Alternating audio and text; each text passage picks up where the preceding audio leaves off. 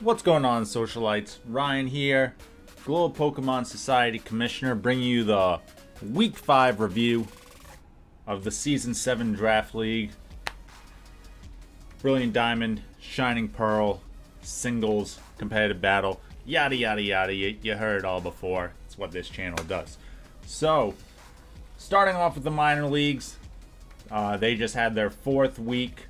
Ignore those placement numbers. The way the spreadsheet does it, I think it's just that the primals have such a high differential compared to everybody else. It just kind of screwed up the equation for that. But the Chicago Slow Kings 4-0, still undefeated, doing really well. The primals got another win.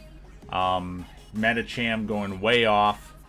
Definitely make sure you're subscribed to their channel. I have all the channels linked down below, and you can we see here that Andrew is looking at that placement thing, so hopefully he doesn't mess the spreadsheet up too much as I'm recording it. We'll see, doing it live.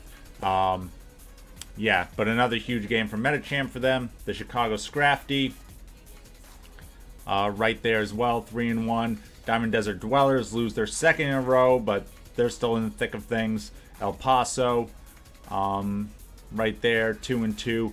Florida gets their first win, 1-3. The Mighty Cydex 1-3, and Daytona still looking for that first W. All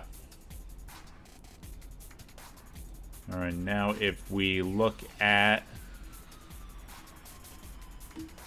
the top 10 best performing Pokemon for the minors, you see Metacham way up there, 20 KOs, only 1 faint. No, huge season for Metacham.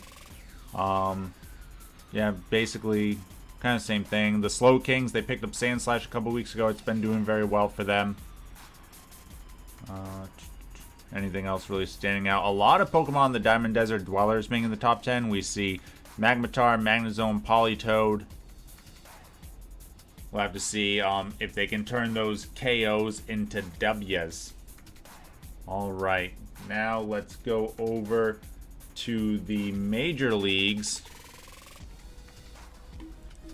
Your Boston Braviaries still 5-0, knocking down Paris Saint-Germain. Tuscaloosa Town Flames still 5-0. Then we got a bunch of 4-1 teams, Oklahoma and PSG still up there with the most differential points. Then Denver and Pittsburgh tied for 5th place. A couple 3-2 teams with Lavatown Gengars and Charm City Charizards. Then we get down to our 2-3 teams, the Vero Beach Volcarona, the Driftville City Dragapults, the Memphis Muse, last season's runner-up, picks up their 2nd win of the season. Got a couple 1-4 teams, the New York Yankees and the Buffalo Bidoofs, and then 3 0-5 teams, our LA Kinglers, our Black City Zekrams, and the Tokyo Togekiss of the world. So, yeah, a lot of stuff to kind of talk about this. One, we got the number 1 versus the number 16, first place and last place going this week, as the Braviaries are going to take on the Togekiss. So that will be a match. I think they can probably like make it closer than some other ones. I mean, I don't know. We'll see how much time I want to put into it. I'm trying to help other teams right now too, because there are some teams I'm like, dude, why are you not winning more? But yeah, we also added the strength of schedule to the schedule page, so we could take a quick look at that. That's what you see down here, so under everybody's. So the higher over 1 you are, the tougher schedule you've had. The lower under 1, the easier schedule. Your Boston Babies are the only team with a winning record with a strength of schedule over 1. The next highest team with a winning schedule is at a 0.67. Not that great, but this will go down, especially after we play Togekiss. We'll see, and then the rest it should even out. So this should stay pretty high SOS for Boston. But yeah, a lot of 1.78s. That's just what happens. We're early in the season, not a lot of variables. But if we go over to the Tokyo Togekiss over here, we see that they have the highest strength of schedule at a 4. Could explain why they're 0-5. They do have a couple easier games, but you see they've just been going up against winning teams all season. And Vero also with a pretty high strength of schedule, 3.17, the second highest. And they're doing pretty good at 2-3. So, you know, that should even out for them. So they can probably end the season relatively strong. Now let's take a look at the top 10 Pokemon in the majors. Garchomp still on top. Ludicolo making its way up there now with 21 KOs. Porygon Z still up there. Salamence sticking around despite a very lackluster week this last week. Cresselia and Charizard. And Empoleon had a really nice week, so it makes its way up there with 13 KOs. Rotom Wash also with 13 KOs. Tyranitar still sticking around with 13 KOs. And Nidoking rounding out the top 10 with 12 KOs. So yeah, definitely a lot of stuff going on here as we're going in the second half of the season for the majors. Only 4 weeks left, 5 weeks down, 4 weeks left. Have to see what teams kind of make a run for. I mean, obviously Boston, you know, way up there. And like I said, with the strength of schedule, like, can you say any of the other teams proven? You know, PSG was the second best team going into this week, and they got stomped by Boston. So, you know, Tuscaloosa is the second best. They have the lowest strength of schedule in the entire league at a .25. Like, that's dog awful. And that might be one of the we saw lower last season. I think Memphis had like a, maybe at the end of season they were above that, but at one point they were at like a .18. Like a really bad strength of schedule, but you know, obviously you take advantage of that. Yeah. So what I did was I asked all the teams, everybody, majors, minors, even, you know, other coaches who aren't playing this season. I was like, hey guys, I was in the Discord. I made an announcement. I said, hey guys, you know, I copy and pasted all 16 teams. I'm just like, give me just like a rank 1 through 10. What you think the chances are of these teams, you know, winning the championship right now halfway through the season. Because usually at this point I would have people on to the podcast and we would kind of like discuss and be like, you know, we'd make a tier list, which I might still do that. But I had to record videos and I didn't want people to come in and not see the battles. So we weren't able to do that this weekend, which is why I'm recording this on Wednesday.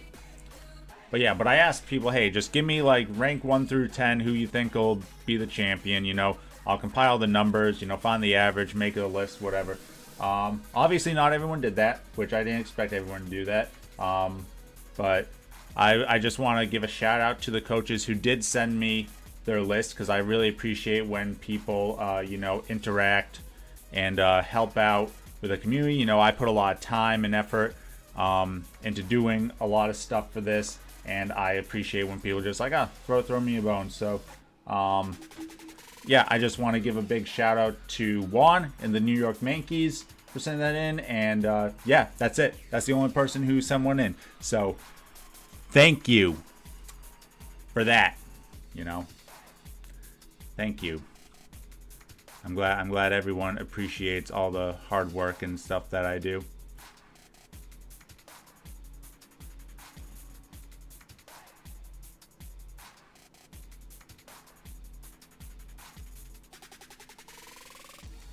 So what I did was I decided I'm going to make my own sort of probability thing. I did this last season. We'll probably do it when it gets a little closer, although this season doesn't look like too much intrigue who's going to make the playoffs, but we'll see in the next couple weeks. We could have some shakeups here.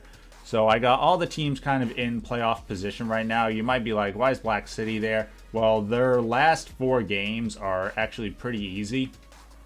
So I could see them winning 3 or 4 games out of that,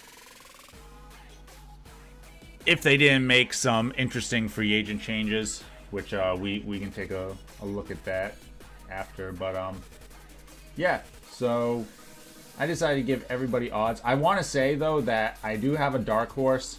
They do have a somewhat tough schedule, but again, I think a lot of these teams just haven't been tested properly. And I think that if the New York Yankees can give these teams a run, like they got to win like 3 out of 4 to make a good showing, but I think they can do it. I'm definitely going to try and help Juan to get to these playoffs here. But yeah, let's take a look here. So obviously, they're my dark horse, but the Bidoofs are 1-4. They have a pretty easy schedule. In Black City, even though they're 0-5, they have a pretty easy schedule. So they're up there. I give them the slimmest of chances to make the playoffs. Less than 1%. We'll see if they can do it. Next, we got the Driftville City Dragapults. They're just at 1%. They also have a pretty tough schedule. I just don't like their team much at all. If we go to the schedule here, I can see, I mean, they play the Kinglers. They'll probably beat them. But then they got to play Vero, Memphis, and Boston. That's pretty tough. And again, they're on the outside looking in right now, so it's going to be tough for them to leapfrog some of these teams. Then we got Vero. I give them a 2% chance. Now, this isn't necessarily to make the playoffs. This is like to win the championship too. So obviously, making the playoffs, you would have like Boston like 100% right now, but you're gonna see that's not what goes on here. So Vero 2%. I do think they'll make the playoffs. They've had a pretty tough schedule. It should get a little bit easier for them at the end. I think they'll end with 5 wins and they'll make the playoffs. And you know, if they can make a run, maybe. I wish their team had a little more diversity. You know, they added like 3 grass types. Don't know about that. Next, we got PSG. So maybe prior to last week, I would have said PSG has a shot, but I don't know. Not after that shellacking. I can't give them too much of that, especially when everybody knows what Pokemon, everyone knows what sets they're doing. They're not gonna change anything up. You know, it's pretty ho-hum. If you know what your opponent's bringing, you should be able to play around. I don't care what Pokemon you have. Then we got Laventtown Gengars. I also give them 3%. They're kind of in the same thing as PSG. And this is also, I'm predicting like what their path will be. I think Laventtown will have to face a lot of these rain teams. They got to face 2 of them the rest of the season. Like the rest of their schedule is pretty tough overall. So we'll see. They might not even make the playoffs. Would I be surprised if they lost the last 4? Maybe not. Charm City Charizards, giving them 4% chance here. They should end up with like 4 or 5 wins. I think they'll make the playoffs. And their team is pretty solid overall. We'll have to see how they fight against these rain teams because they got to face 2 rain teams in the rest of this regular season. Then obviously you figure you're going to face them in the playoffs as well at some point. Despite being 2-3, I actually think the Memphis Muse can make a run here. The rest of their schedule isn't easy. They got Black City this week, but then they got to finish off with Boston, Driftvale, and Vero. But I think they can get 2, maybe even 3 wins out of that. And then their team is solid enough that I think it can make a run in the playoffs. It can do enough things that I don't think any one matchup will be particularly bad for them. It's just they got to get some wins the rest of this regular season and then, you know, kind of have those matchups in the playoffs. I didn't necessarily have them making the Final 4 either. I think I had them. I mean, they already lost to Pittsburgh, so I figured they would lose Tuscaloosa, and that was the side of the bracket that I had them on. Pittsburgh giving them 9% chance to win the playoffs here. Again, I just look at their 1 loss against Boston, complete decimation there, and I look at a couple of the other teams that I think can do stuff similar to what Boston did. I understand picking up Magneton and to a lesser extent Uxie. I feel like Uxie's kind of just a slightly worse Clefable for them. Like you wouldn't bring both, right? And that's why they haven't brought Clefable to the last couple matches, because they've been using Uxie. But that seems like a waste of an S tier if you're not willing to bring it more. But yeah, Magneton, I don't know. I think Zapdos was a little better. Like, do they need to trap Steel types on their team? Not particularly. You know, that's my thought on it. I mean, unless they're really scared of the Empoleon, but I mean, you can always play around that. And I think Tuscaloosa actually has a good chance against them, because Tuscaloosa has some better Pokemon to go against Rain in their Rain team. So I like Tuscaloosa's chances slightly more. I'd give them 11%. I think they can make it to the top 4 team, even though I feel like they haven't really been tested yet.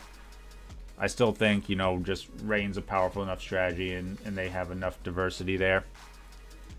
Oklahoma Thunderous, giving them 13% chance. I think, you know, their toughest matches are still to come. They gotta go against Pittsburgh and Denver at the end. But I think that their team is diverse enough that in the playoffs, again, and they're going to be on the side of the bracket that doesn't have the Rain teams. So I think they can at least make it to the semifinals on the side of the bracket that I predicted them to be in. The team that I have going to the finals, though, who would beat Tuscaloosa, is going to be Denver. This might be a little...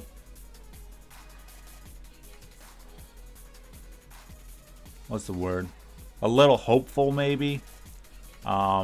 Because there's some strategies that I don't think Denver has employed yet that will be good in the playoffs. I don't know. We'll see. They got to go up against Paris, Pittsburgh, and Oklahoma. 3 out of their last 4. Can they beat them? Of course. But we'll see how that strategy goes against Pittsburgh, I guess, to beat those Rain teams, because those Rain teams, you will face them in the playoffs. And then, of course, Boston. I mean, it's anyone who isn't blind should know that Boston is the favorite here. People don't want to admit it, but I'm the best. Always will be. And yeah, so, you know, this is what I put. Maybe we'll do a tier list if people want to actually give me their input. But yeah, that's about that. So let me know your thoughts, though, on all that, and what you kind of want to see going forward for the league. You know, let me know what you think. If you're a content creator, what do you do to kind of get participation from audience or other people you work with? Let me know that, what you recommend for that sort of stuff. And yeah, thanks for watching. Make sure you check out all the battle videos. We'll have more battle videos probably going up over the course of this weekend and later this week. If you haven't already, today's your last day to sign up for the Invitational Challenge so you can get your Shiny Galarian Zapdos this weekend. Make sure you sign up and then play 3 battles over the course of the weekend. Pretty simple, sword and shield. And as always, stay classy, society.